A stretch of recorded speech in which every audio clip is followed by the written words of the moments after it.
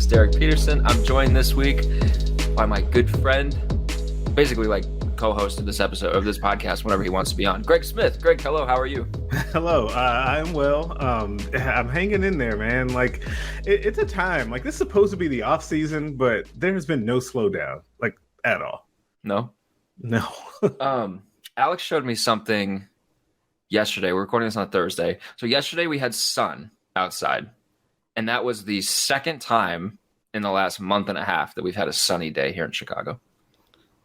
Yeah, we're on a very similar streak here in Nebraska, where I was very much complaining yesterday that we can't have back-to-back sunny days. Like it's raining again here. I think it's supposed to be sunny tomorrow, then back to rain. So it's constant rain. It's incredible because some engineer, some architect, I don't know who designs like parking lot layouts for a place, but somebody needs to like get their license revoked because the parking lot on the south side of our apartment complex is like sloped and there's no drain installed.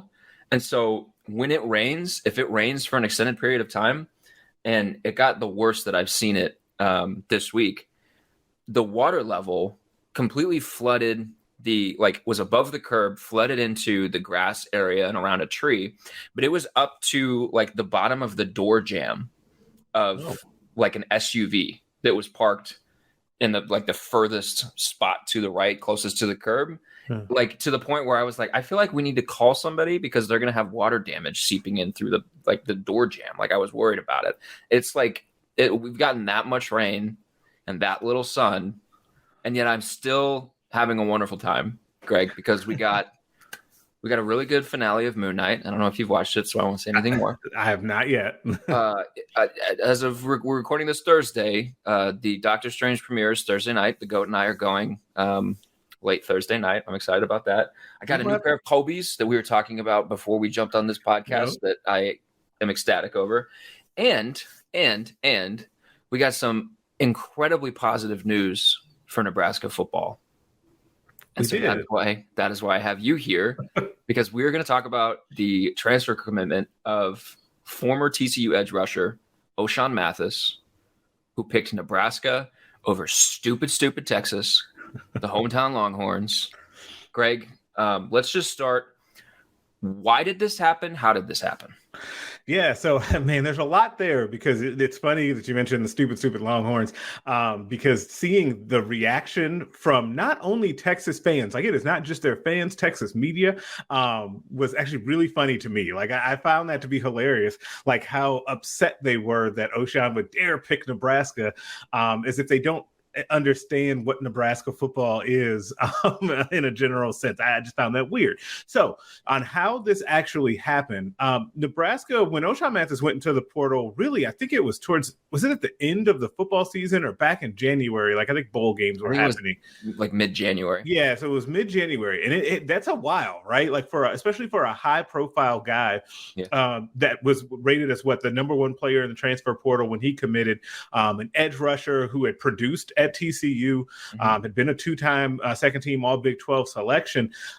For a guy of that pedigree, his recruitment lasting this long is kind of an anomaly, right? Like you typically, especially now, see these big time guys go into the portal.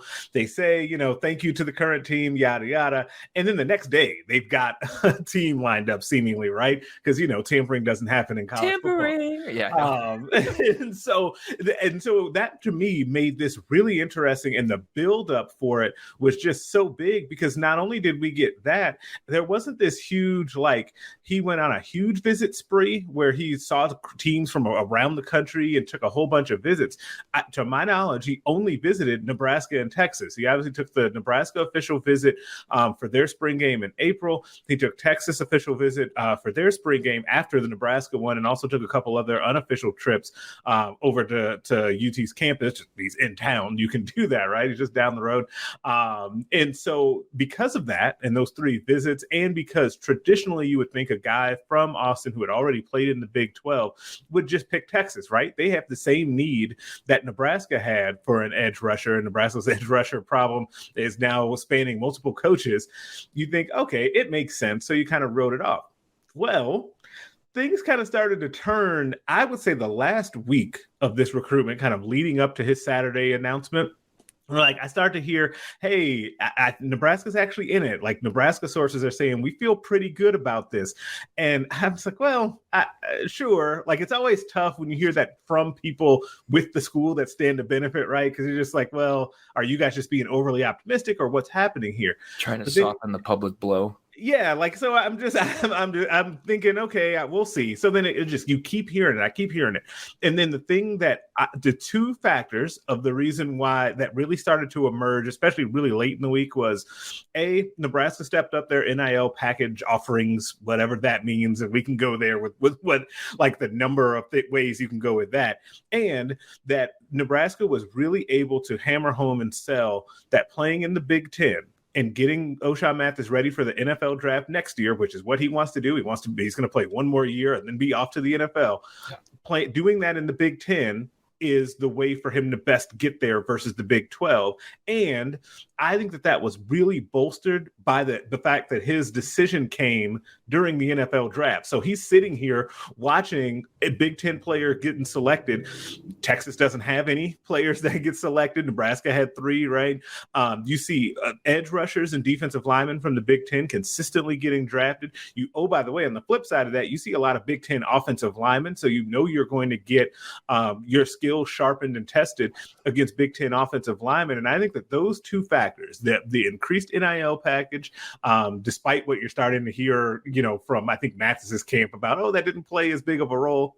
Fine, we can say that, but it definitely had a role. That and playing in the Big Ten to get ready for the NFL draft next year were the two huge factors in how this got done. Yeah, call me jaded, but if we're going through a recruitment process and signs are pointing one direction, and then a week before commitment, signs start to point a different direction, my brain goes NIL.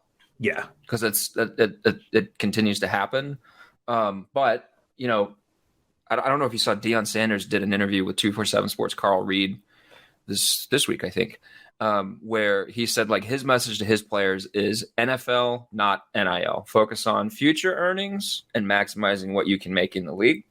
And Steve Mark has a story on Varsity.com that is basically that Ochaun says that he's focused on getting to the NFL. And like, it was perfect timing for Nebraska. Texas goes without a draft pick. And first of all, did Texas and Texas A&M swap places? Like, has that happened? It feels like that, right? Like, it just feels like we've reached that point. It definitely does. And then I'm trying to really quickly pull it up because Dan Wetzel put out a thing and I quote tweeted it. The state of Texas had 32 players drafted. Yeah. None of them came from Texas, the University of Texas. The most interesting part of that actually was that the state of Georgia had more players drafted than the state of California, which, if you break it down on like a per capita, like players drafted per capita, that is the shift in college football right there. Yes, it is. Yeah.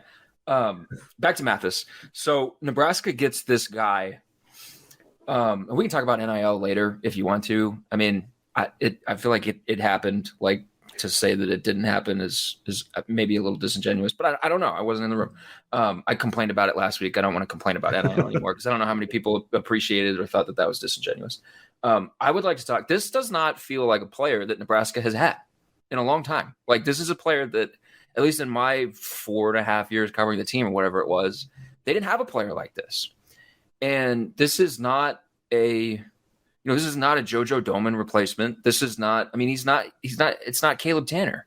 I looked through, in his 4 years with TCU, he played 984 snaps as a pass rusher.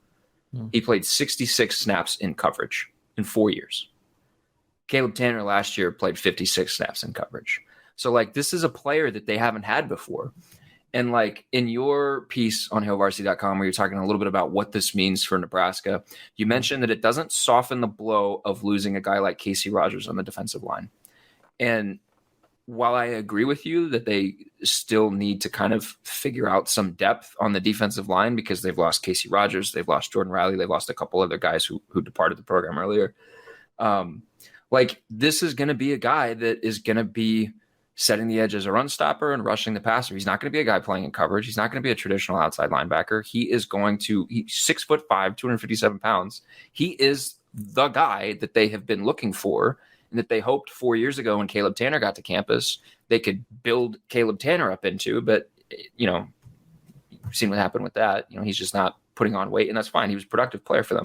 Right. But I kind of think they still need maybe one or two more defensive linemen to come out of the portal.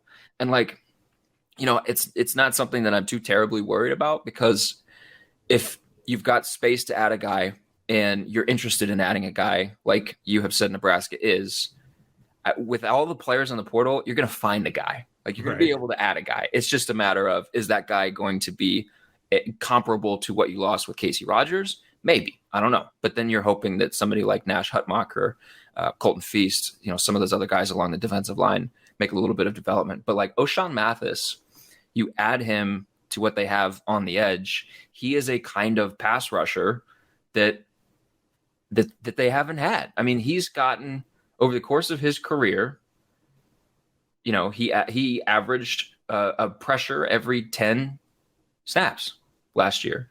And it was a little bit better clip in 2020. He had 14 tackles for loss in 2020 and 9 sacks. That was his best year. Garrett Nelson had 11.5 tackles for loss last year. Caleb Tanner had 5.5. That 3-man rotation gives you a lot of flexibility because they're 3 different players. That's very interesting to me. Yeah, it's really interesting to me, especially knowing kind of how Nebraska has tried to utilize and morph the different pieces on the defense. Like this way, like JoJo Domann and Nebraska figuring out what to do with him. I don't think that every defensive coordinator and every coaching staff would make that work as well as Nebraska did last year, if that makes sense. Sometimes, and what I mean by that is sometimes coaches feel like you have to have players in a very specific, rigid role within the defense, and we're not going to try to go outside of that to figure it out and how to best utilize that player's skill set. I thought they did that well with Domann and kind of created this JoJo Nickel to the point where now we're trying to figure out who's going to be the next JoJo Nickel, and it's probably going to turn out that there just isn't one, right? And then they're going to have to play it a little bit differently. But what that actually gives me confidence that Nebraska will figure out a way on how to mix and match the pieces that they now have. Because I think you can see a scenario where, and it feels like they've been telling the last 2 additions here for kind of the defensive line pass rush role between Mathis and Devin Drew, who also committed this week out of the portal Texas Tech transfer, that they're going to be playing more 4-man front. And if they're actually going to do that, and they did do it last year, it feels like that's something that has become this big thing around here. But in fact, they have been playing a lot of 4-man front in recent years. But if they're going to do that, it opens up, I think, even more possibilities to be able to get both Nelson, Mathis, and then Tanner on the field at the same time, especially in 3rd down situations. I also think this is not, what we necessarily came here for. That I think that inside that linebacker group, if you end up playing Tanner, Reimer, and Henrich as your 3 linebackers, and then you have Nelson and Mathis as your defensive ends, I think that can be an interesting combination. I just think that there's a lot of things and possibilities that get opened up by now having Mathis on the team. And that's kind of why when you talk to Eric Chenander, especially when we talked to Eric Chenander early on when the staff got to Nebraska, people would ask him about his 3-4 and the kind of the way that he wanted to play, and the questions would always mention 3-4, and he would always make a point to say, "We're not a 3-4 defense, we're a multiple defense." He would say it all the time. The last couple weeks have been pretty good to Nebraska's coaching staff. Yeah, a high school quarterback who was turned into a cornerback was drafted as a day 2 pick. A high school tight end who was turned into an offensive lineman was drafted as a day 2 pick. And now they got this guy who was one of the biggest targets in the portal to come to Nebraska and issue a sort of seal of approval of Nebraska's coaching staff. But, and that's 2 years in a row now. They've gotten a guy with NFL aspirations to say, I want to play there. Talking about Samori Toure last year. Yep. That's good. That's not nothing. That's a good sign. So, if players have faith in this coaching staff's ability to kind of make the pieces work, then, we should have a little bit of faith in their ability to make the pieces work, and especially on the defensive side of the ball, because they have found a way to make what they have work. Yeah, they definitely have. And I think that this also, there's a nice trickle down effect for now, both the recent additions of, you mentioned kind of Hutmacher and Feast and their development. Now it takes a little bit of pressure off of them. Like, I feel like this way, every time Nebraska adds a quality body up front, it takes a little bit of pressure off of all of those guys, right? Because otherwise, what would the topic be? And it kind of was coming out of spring, which is, oh man, I don't know how they're going to do because they just have no experience up front on the defensive line. Like, we think that, we've seen Colton Feast or heard about him doing good things in practice. Like, it felt like he was on his way, was that last year before he got hurt, to really being in the rotation. We know that Hutmacher is super strong, right? And we think that he's going to be a player that ascends, but there just needs to be a little bit of a gap bridged in there to be able to really get him to the point to where he's like a player that you count on a whole lot. And I think that every time they add someone, it helps those guys that much more because they don't have to be the guy. They can kind of naturally come into that rotational piece, which can overall make the defense better because it just gives you more quality bodies to have out there. Can I push back a little on that? Sure. Because they need interior defensive linemen still. I think Mathis's commitment takes pressure off of Jamari Butler and Blaise Gunnerson to not have to be, because without Mathis, you've got Caleb Tanner, you've got Garrett Nelson. You probably want a third. And that third would have to come from Blaise Gunnerson or Jamari Butler. Now it's like, well, you can kind of take your time somewhat. I mean, you can kind of take your time and try to insulate yourself a little bit from injury. But I don't want to see Ochaun Mathis playing like inside when they pinch their ends in. I don't want to see that with Ochaun Mathis. So I'm with you. I'm with you on that. And sorry, I did not mean to say that he was the one providing relief to be able to have that trickle down effect. I meant Devin Drew, the commitment of Devin Drew. And I'm again with you that they're still going to need one or two more guys. And I think they are going after one or two more guys to come in the interior of that defensive line because you just need more in there. Like, you can't, because I think that with Devin Drew coming in, I think that now he's in line to start next to Ty Robinson. But you're still going to need at least one more guy to come in and help shore up that rotation because they're still very thin on the interior defensive line. I think that that's where the majority of the focus of their portal efforts are going to be from here on out. Yeah, because we've heard a lot about Colton Feast over the last couple of years, but that is, correct me if I'm wrong with the numbers, but that's a 6'2", 290 interior defensive lineman. Former walk-on, I believe. That's a little it makes me a little nervous just in terms of size, especially going against Big Ten offensive linemen on the interior. It's funny, he's about the same size as Devin Drew then. That's about what he's listed at. But that also makes you think, like, if you're 6'2", 290, right? You're traditionally playing, if you're playing on the inside, you're playing more of that 4-3 defensive tackle role, right? Like, they maybe just have bodies that fit more of that when it comes to that interior defensive line. What was Casey Rogers' measurement? Do you know off the top of your head? I do not know off the top of my head, but they had him playing inside, whatever. They did. He was looking at his snap breakdown. They had him playing sort of in that 4-3 alignment. He was playing, defensive tackle. Now, I do think that, to your point about not wanting to see Ochaun Mathis inside, I think that it absolutely was part of the pitch that, hey, we will not put you inside, that we will let you be on the edge, creating havoc and making those money plays. Like, I do think that was a major part of the pitch. Because Nebraska does have this weird tendency to take those guys and put them inside and want to do weird stuff like that. Like, just leave him on the edge and let him do what he does. Yeah. Casey Rogers was 6'5", 295, so same poundage, but a little bit taller. I mean, I guess I get where I don't want to poo-poo Colton Feast because they obviously like him because we keep hearing about him. But, like we've said, I would like to see another body for the interior along the defensive line because, it's not, they don't have Damian Daniels on the roster. No, which, man, they could they could use him and he could be there, but he is not. Then they got to move on. Yeah. Do you feel Like how good scale of 1 to 10, how good do you feel about the 3-man rotation at that outside linebacker edge rusher position with Ochaun Mathis, Garrett Nelson, Caleb Tanner? Yeah, pretty good. I think that's a strong group. I would say 7.5, 8. Yeah, I would say 8. That's Yeah. where I'm at. I would say 8. Like, that's a legit group. Especially because the thing that, and we so much is talked about Garrett Nelson and his improvement last year and what he looked like in the spring game, albeit against a suspect offensive line. Like it has definitely improved, and I've not taken anything away from him.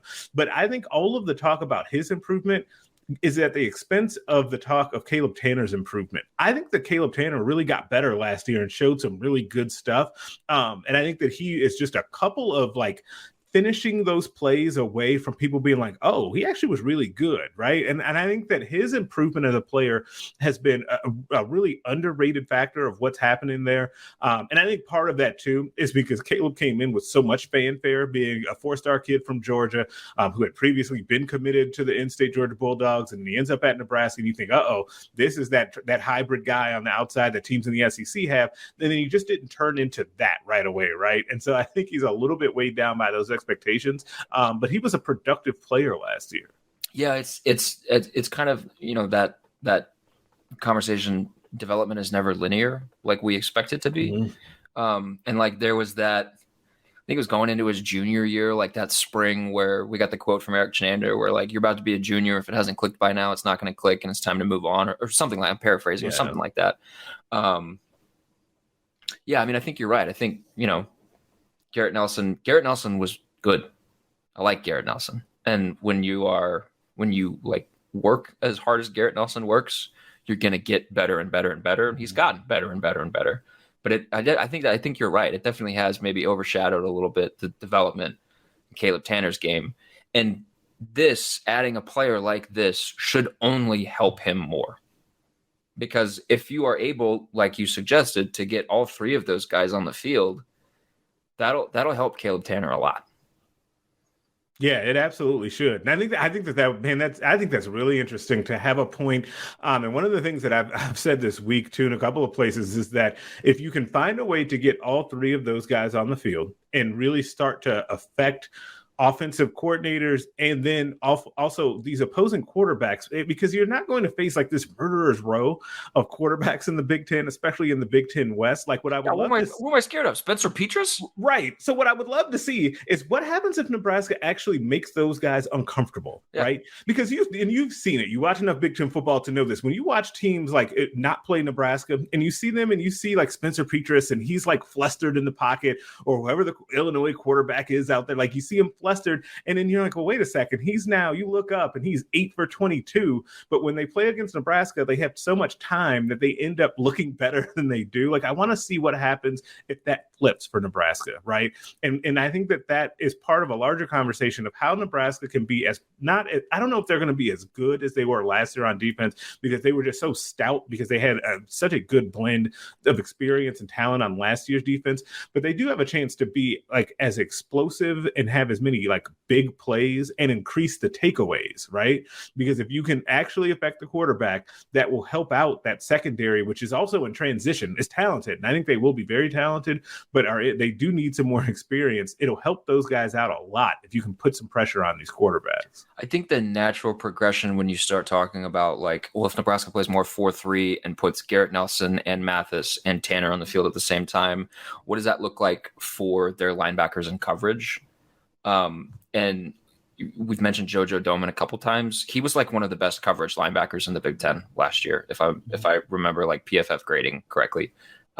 He was an excellent tool for them in that regard as a hybrid kind of cover guy. They also had Cam Taylor-Britt. I guess the counter to are they going to be as good in coverage if they've got some linebackers who aren't very good in coverage, who aren't as fleet-footed as JoJo Domann is? The counter to that is it might not matter if you've got Nelson or Mathis come screaming off the edge and the quarterback is flushed out of the pocket, because maybe they've gone backwards where the coverage has been really good, but they haven't had an elite pass rush, and the coverage has been good in spite of not having an elite pass rush. Right. They can get not an elite, but a better pass rush. Like that's what, Travis Fisher has been talking about. Like there's a symbiotic relationship between how good your coverage is and how good your pass rush is. If you've got, if you need some time for a secondary to gel or for a secondary to kind of get some comfort, which Nebraska's going to need, like the best aid in that development is a really good pass rush. And so if you can get Nelson on one side and Mathis on the other, and you can put significant pressure on a quarterback with just a 4-man rush, that is a recipe for defensive success. Yeah, no, it definitely is. And I wonder if it does it end up looking a little bit different because you've got to, in some of those third downs, are you going to have to take one of those linebackers off the field and actually put a nickel back in, like an actual, like what we typically think of as a nickel back, not the Nebraska JoJo nickel, to get an extra cornerback on the field. Like, I just think that we're starting to have the defense had a lot of questions this spring, and rightfully so, but they're starting to take shape a little bit in what you kind of could see it end up being. You still got to put it together, and it's not going to be an easy challenge, I don't think, to put it together, but I think that they have the personnel, especially because some of these guys coming in are experienced, right? And I think that even in the guys that you may have like a little bit of a role change or shift for those linebackers, like a Tanner or Henrich or Reimer, like those are also guys that have played a lot of football, so they should be able to make some of those small transitions a little bit easier than maybe if we were breaking in a lot more young players on that second level. Real quick point on NIL. There are a lot of schools around the country that are feeling very uneasy about the landscape that we're moving towards with regards to NIL's influence on recruiting, NIL collectives. I think the SEC commissioner and the Pac-12 commissioner are going to Washington to talk to Congress about that. Like there's a lot of legitimate angst over what's going on. Until there are changes, like this is the environment that we have, and the teams that best utilize all the cards in their hand are going to benefit. Mm-hmm. It's kind of like when the rules are loosely defined, you can't get mad at specifically teams for operating within gray areas.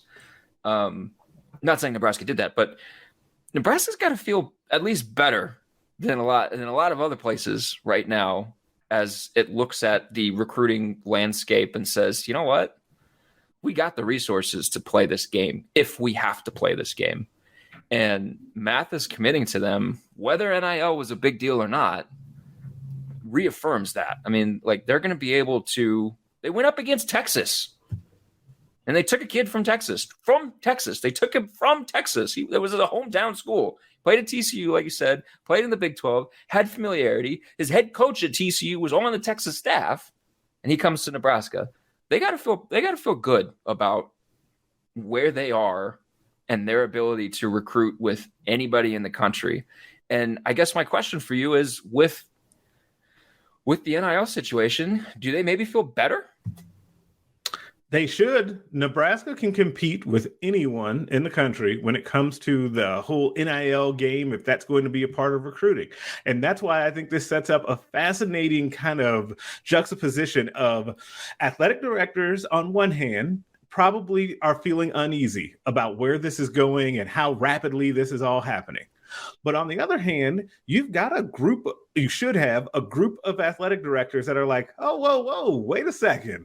I don't know if this is the worst thing. Maybe we need to put some guardrails in place where maybe we have a transfer period, or maybe we crack down a little bit more on tampering, but maybe we should let these collectives happen. It's great for the student athlete, because what incentive does Trev Alberts have for saying, let's do away with collectives and let's get boosters out of college athletics, or out of what they are right now? Like, they've always been a part of it. Let's not kid ourselves, but what's happening now is a little different. Trev Alberts should have very little incentive to say that. The athletic director, forgive me, I don't know his name, at Northwestern, should probably be a little anti-NIL collectives in the whole thing, right? Like, there's a difference. And that's why I think this is going to be such a fascinating thing to see play out, because reform in some way is coming. But I don't know if every school is going to be out here saying, hey, let's pull this all the way back. I think there's going to be a middle ground where like athletic directors at bigger schools that can't afford this are going to say, let's find a middle ground to where we can still do this, but put better rules in place. But I think that Nebraska is greatly positioned to continue to go. And I would argue that if Nebraska starts winning, this is only going to get better for them or worse, depending on your point of view. Yeah, I think in a sense of like you want to remain cordial with your peers. Yeah. Big Ten athletic director meetings, things like that. You want to kind of save face a little bit. You play along. You're like, yeah, sure. Yeah, I agree with you. Yeah, I think we need guardrails, definitely. But in the back of your mind, you're thinking, I'm not going to push too hard for this because it's not exactly hurting me right now. The point you made about like Nebraska being one of those quote unquote big schools that's going to be able to play this game. If you had asked people a year ago, name the schools that if we just get full-blown free agency, name the programs that are going to rise to the top. I don't think a ton of people are saying Nebraska. Nebraska was probably saying, now hold on, wait a minute, because they were one of the first programs around the country to embrace NIL, and this is why. But like if you had asked people a year ago, would you include Nebraska in the list of quote-unquote big-name schools that are going to be able to play this game? I don't think a ton of people outside of the state would have said, yeah. But now, yeah. There are two – sorry.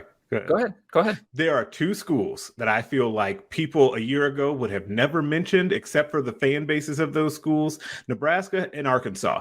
Arkansas is the other school that fits into this category, though they have not historically won as much, that has just a lot of oddly deep-pocketed alums and has a real passion for college football.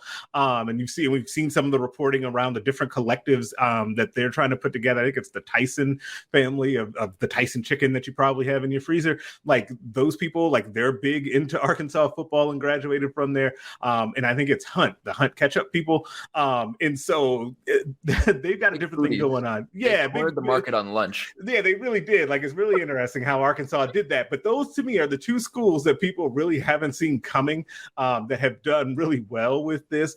But yeah, like I think that Nebraska is really well positioned long-term to be able to do this. And I think it is surprising to people. And you saw this circling all the way back to what we started off talking about with Ochaun Mathis. You saw that in the reaction from the Texas people. They're like, how does Nebraska have NIL money? Like, what are they selling? Well, there's a lot of people with a lot of vested interest in Nebraska football. And that's the point that I kind of just like laugh at, because I'm like, the people who have long held the dumb narrative, the anti-Nebraska recruiting narrative, that what is there to do in Nebraska? Well, there's Nebraska football.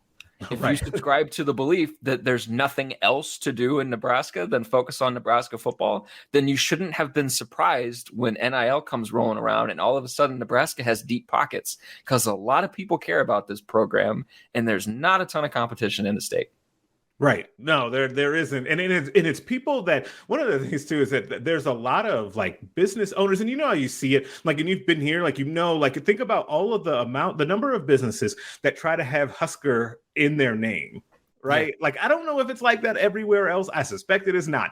But there are a lot of businesses out there that do that. And that just goes to show you like the business community's tie to Nebraska football and how people feel about Husker football. Like, I just think that it was one of those things that we all saw coming, but people outside of the state, like, I think quickly poo-pooed it, but are now starting to realize it. And something that I've written this week on NIL Varsity is that I think that just the perception of Nebraska being willing to play the NIL game and willing to like be able to help student athletes get additional revenue and money will help them in recruiting.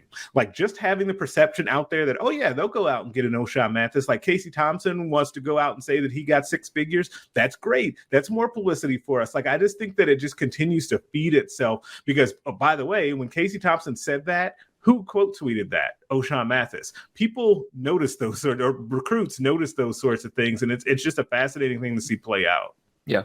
Now you got me thinking about businesses that have Husker in the name, and I'm thinking about how growing up, like, Husker Hounds was just like always in my brain.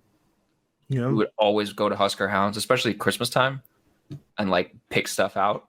And when I moved to Oklahoma, there's like nothing in Oklahoma like that. Like, I'm trying to think of a place that would, like outside of on campus, I can't think of a place that would be like Sooner focused apparel. There's so many places that have There's Husker. so many places. There are those apparel places. There's like vintage stuff. There's like it's just all like there's a lot. There's just a lot of them. Random aside. What does this do in your mind? Like, does this move the needle a half game? Not at all in terms of like win total. Like, what do you think that this specific commitment is worth in terms of like projecting how Nebraska does this season? Because like I think if the win total is like 7.5, like does this move the needle at all? Like do you give it like a quarter of a win, a half a win, a full win? You think they now should be like 8.5, 9? Like does this move the needle at all for you in terms of, you know, like we get win shares in basketball? It's a stat that we can kind of measure out. Like I've never seen win shares in football, but if you had to just like put a number to it with Ochaun Mathis, does he have a not negligible win share number? That's a terrible way to say that. It's so tough because it's dangerous to say, oh, if Nebraska just had this guy in some of those one score losses or those third downs that you can picture where it's third and long and Nebraska couldn't get off of the field. And that happens a couple of times a game. If they can just get off of the field that one more time, that ends up being the difference in a one score loss, right? It's tough to do that. And that transitive property doesn't always go. But because we've seen that, it makes you feel like an Ochaun Mathis could be a real difference maker for Nebraska. And that to put a win, maybe a win to it. Because if you just think about it, to me, there's going to be one game, if he plays the way that he played at TCU, there's going to be one game where he's kind of unconscious and he's got a few sacks, right? Like that game feels realistic for him to have. Then whether or not it's against like a Northwestern or it's, you know, what Nebraska fans would like against an Iowa, like those are the types of things that can really flip a game and can really get your momentum going, can really like jumpstart your team. So I do think that a win is probably worth what he's worth, which I feel like is a lot. That's for a single player. We have heard for years, like they need that player, like that player away. And that player is the pass rushing edge rusher that like every team in the country wants. And for years we've talked about like they need that player and then it makes other things work. I mean, I think there's definitely some value in saying like if they had that kind of player, and probably projecting a little bit because you don't know how like Big 12 production translates to the Big 10, right. Better offensive line play, things like that. But like that kind of player, you could look at all of the one score games that Nebraska lost and find some situations where you insert that player in and he makes a couple of plays and maybe something flips. I think you know, one of his benefits is going to be when Nebraska's playing a team like Illinois, a team like Northwestern, a team like Purdue, where they've either got a significant to moderate talent advantage over their opponent, but they're just not really able to create any separation because they can't really create any like explosive plays or momentum changing plays. If you have now this kind of player that can create on defense momentum plays, then all of a sudden you can try to string some of those together, and then you can create that separation between yourself and the team that you are so clearly better than. But Nebraska in years past hasn't been able to create that separation because it just doesn't seem like they've been able to make enough. They've been able to string together enough of those, you know, game changing, momentum changing plays. Whereas now, if you've got this guy that can be a consistent force off the edge, and provide you with a consistent pass rush, a consistent kind of pressure guy. I think that's an area where he can really like, you know, if we had defensive win share numbers in football, like that's an area where he would really shine. I mean, he, you know, for the last 3 years, he's had 30 pressures every year. So like 33 in 2019, 33 in 2020, and 30 in 2021, according to PFF's numbers. So like, sign yourself up for 30. That's what you're going to get. If you insert that into this defense, it elevates them so much. Like it really does. It's hard to explain, and part of the reason why I think it's hard to explain is because we haven't seen it, right? Yeah. Like I think not having that in this defense and knowing what the exact trickle down effect can be, that's going to make it to me. And it also just it makes the team so much more interesting to me now. Like I just think that like it elevates the ceiling. And it gives them a real opportunity to let some of these other guys shine too. Because I do think that the guy that should have been the happiest about this news when it came out was Garrett Nelson.